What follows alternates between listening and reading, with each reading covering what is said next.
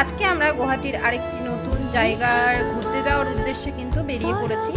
আমরা যাচ্ছি, গুয়াহাটিতেই আছে একটি মন্দির, সেটা হলো বশিষ্ঠ মন্দির, সেখানে আমরা যাচ্ছি। তো এই তো এটা বিএসএফ ক্যাম্পের ভেতর দিয়ে আর কি রাস্তাটা, আর ভীষণ সুন্দর, তাই তোমাদের সাথে প্রকৃতিটা শেয়ার করলাম। চারপাশে পাহাড়, পর্বত, গাছপালা। তো দেখতে থাকো, আর মন্দিরে পৌঁছে যায় তারপরে তোমাদের সাথে কথা বলছি।